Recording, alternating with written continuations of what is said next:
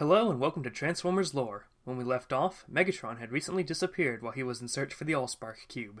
He landed on Earth before he fell through the ice in the Arctic. How did his arrival affect the development of humanity?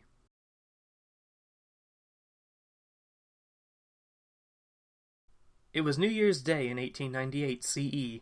In the Sierra Nevada mountain range, the two friends and scientists Theodore Joseph Wells and Walter Simmons are fighting creatures that came from underground. Though they don't know it yet, when the Allspark Cube crash-landed on Earth, it created a species of organic creatures that depended on it for survival.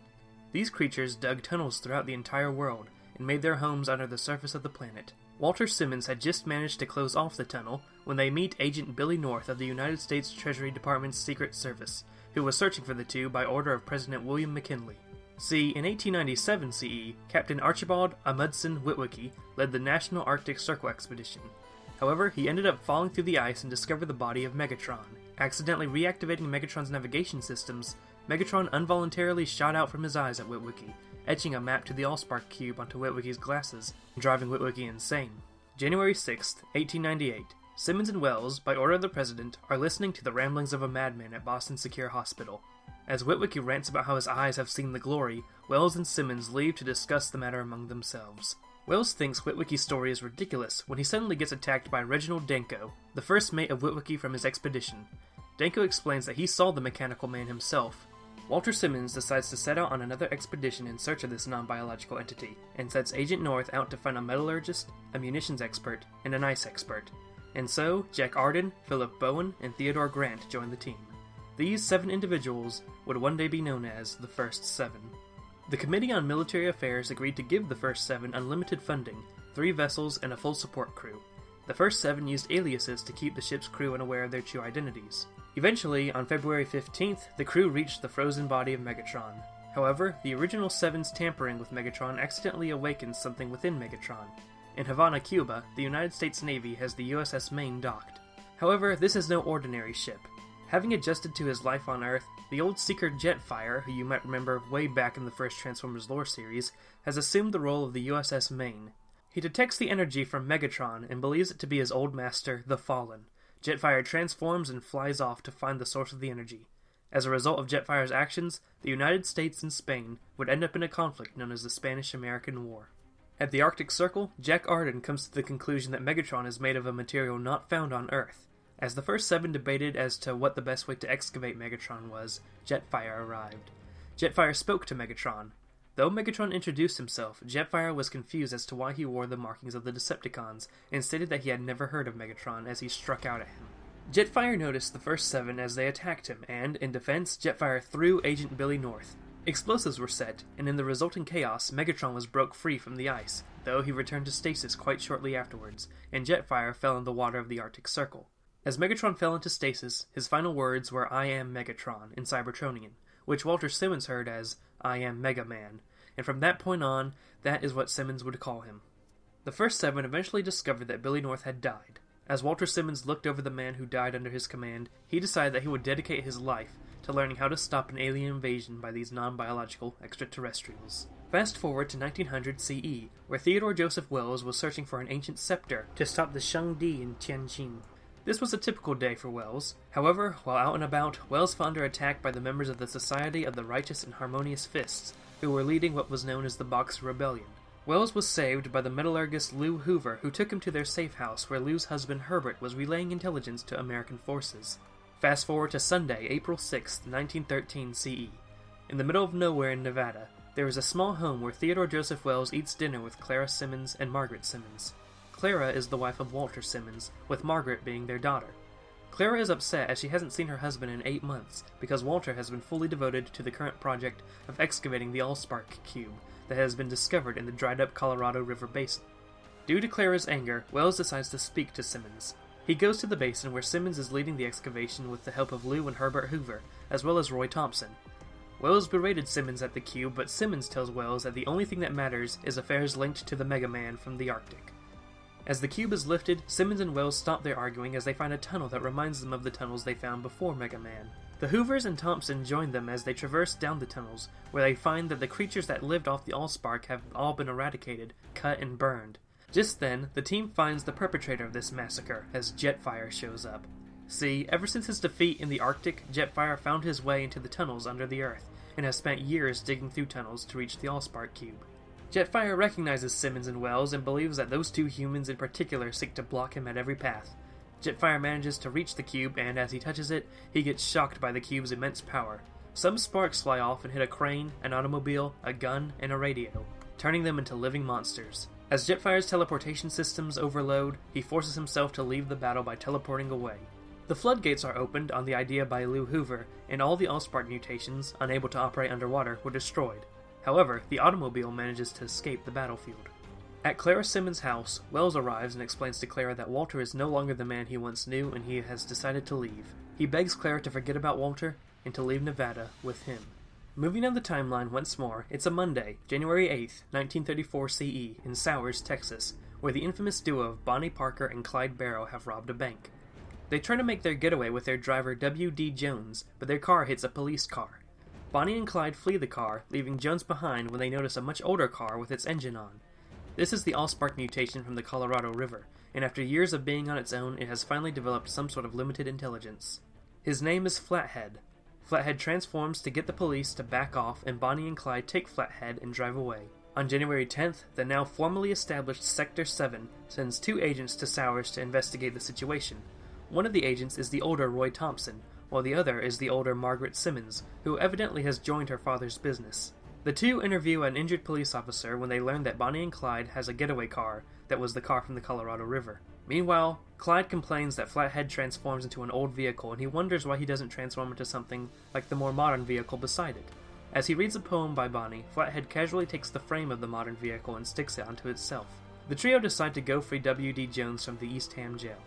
At the Eastham jail, Thompson, Simmons, and the Texas Rangers are holed up. Thompson reveals a special gun made by J. Robert Oppenheimer, one of the members of Sector 7, that can injure Transformers. Bonnie, Clyde, and Flathead arrive, which results in a shootout. As the prisoners are freed, Simmons manages to injure Bonnie. Flathead notices that Bonnie was hit, and he fires at the Rangers in Sector 7 in rage, calling out her name over and over again. Clyde, Flathead, and the prisoners manage to escape, but Bonnie is captured. Simmons notes that the robot had thoughts and feelings, and she decided that this new information could be used to their advantage. Out at Clyde's camp, the prisoners decide that they want no part in Clyde's life with his robot, and they all flee as Flathead arrives with a picture of Bonnie and a map that Sector 7 has left out for Flathead to find, knowing that Flathead will want to free Bonnie. Clyde decides to go, even though he knows it's a trap. As they head to the point on the map, Flathead reminds Clyde that they never leave Bonnie behind. The two arrive at the ambush set by the police in Sector 7.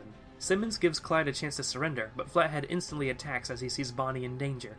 In the resulting shootout, Bonnie, Clyde, and Flathead are all killed, with one of Flathead's last words being, "I'm sorry," before Margot Simmons shoots him in the head. April 3rd, 1944 CE. It's nearing the end of World War II between the Allied and Axis powers. At this point, the Hoover Dam has been constructed and serves as the base of operations for Walter Simmons' Sector 7. Margot Simmons has died, but her son, Private William Billy Simmons, has recently been put into Sector 7 for a secret operation, as Sector 7 has received intelligence that Germany has managed to acquire a non-biological extraterrestrial and is currently housing it in Castle Neuschwanstein. Billy Simmons joins a unit of Sector 7 soldiers and is airdropped over Castle Neuschwanstein, only to fall under attack by a new type of German tank that had the ability to fire lasers. One of these lasers manages to shoot off Simmons' hand. As the battle goes on, the unit finds that the tanks can also transform. Taking down one of the tanks, the S7 force finds that the tanks are piloted by German soldiers, who are biologically interfaced with the device and are not willing volunteers for their current status. S7 manages to infiltrate the castle, where they fall under attack by an experiment based on creating a Cybertronian. As the battle continues, the only surviving member of the S7 infiltration unit is Billy Simmons, as he fights his way through the German forces. Simmons throws an explosive at the experiment, but it only knocks the explosive out of the way, destroying a chamber that held the Cybertronian subject, of which the entire experimentation was based on: Jetfire. Jetfire emerges and kills the experiment. He looks at the humans that powered it, and he asks how humans could do this to themselves. Jetfire speaks with Simmons, who explains that he thought that the explosive would kill them all. Jetfire asks if he really did not value his own life that much to give it up so easily. Simmons responded that he valued his freedom a lot more. This reminded Jetfire when he finally decided to rebel against the Fallen. Jetfire takes a moment to destroy the German forces while Simmons looked around. Simmons found that the Germans had found the tunnels that stretched across the entire planet and had managed to map out the entire network. Simmons burned the map, and Jetfire flew Simmons to an Allied command post, before vanishing without a trace. Finally, we fast forward once more to February 9th, 1954 CE, outside the Arctic Circle. There is a terrible situation at the Sector 7 base where Megatron was being held in preparation for being moved to the Hoover Dam. Someone in the facility sabotaged the electric furnace to run in overdrive, slowly thawing out Megatron. As the advanced military vehicles surrounded the facility, all reverse-engineered from Megatron, Director Walter Simmons prepares to order the facility to be bombed with liquid nitrogen. Inside the facility is a skeleton crew, with one of them being the traitor. There is William Simmons again, now with a robotic fist to replace his severed hand. There is Lieutenant Colonel Philip Nolan, the future leader of Sector 7's space program. Nolan is claiming that one of their numbers is really a transformer that can become a human. There's also Joe Danko, the grandson of Reginald Danko, one of the first 7. There's Tova Anael Fisher, the secret wife of Simmons. There's also the S7 agent Fontaine. Fontaine and Simmons manage to apprehend the aggressive Nolan, who they stick in a cell. The group tries to figure out how to get out of the facility as the doors are locked. Nolan taunts them, as even they can't figure out how to outwit the locks made by Oppenheimer. However, J. Robert Oppenheimer is not a name said with pride anymore by Sector 7 agents, as Oppenheimer was ousted for being a communist. In fact, it was William Simmons who condemned Oppenheimer for being a communist after some sort of disagreement between the two. Fontaine tries to crawl through the air ducts, but he is later found to be dead by the group. In order to prove that they are who they say they are, Simmons decides to subject the group to a blood test. If their blood does not match with what is on file, they might be Cybertronian. One by one, they all check out, except Fisher. However, Simmons comes to the realization that Fisher's blood isn't matching because she's Cybertronian. It's not matching because she's pregnant with Simmons' child. Satisfied that everyone is themselves, Simmons decides to take the group to a door that leads to the tunnels under the earth, made by the organic Allspark creatures. Simmons planned to use that as an escape route when suddenly Danko turns on them. Danko explains that even though his grandfather formed Sector 7, he was dropped by Walter Simmons and Theodore Joseph Wells the moment they no longer needed him. Simmons' family took all the glory and left his behind, like the bourgeoisie leaving behind the proletariat. This is what prompted Joseph Wells to become a spy for the Soviet Union. However, the group's standoff couldn't last forever, as the reactivated Megatron activated and broke loose. William Simmons ordered Nolan and Fisher to flee through the tunnels while he fought Danko, and outside, Walter Simmons watched as the facility was bombed with liquid nitrogen. However, Jetfire is present and he can't bear to see his friend killed. Jetfire transformed and went down, but he only managed to rescue Nolan and Fisher. Emerging from the destruction, Jetfire and Walter Simmons meet. Walter asks Jetfire why he tried to save his grandson, and Jetfire explained that this was because William Simmons not only saved him, but also reminded him of when he acted righteously, and showed Jetfire that he had sins he needed to atone for. Jetfire explains that he is no longer the bot Simmons met in those caves so many years ago, and that Walter doesn't have to be either. As Jetfire leaves, Walter tells Fisher to keep her baby away from him, and away from this. He tells Fisher to let her son grow up and be his own man, and not be a part of his legacy. The bodies of William Simmons and Joe Danko were not recovered by Sector 7. 5 months later, the Soviet Union activated an atomic power plant. Ann Fisher would take the name Tova Simmons, and would later open a deli in the United States. Walter would hear that she gave birth to a son, named Seymour Simmons, and he hoped that Seymour would never meet him.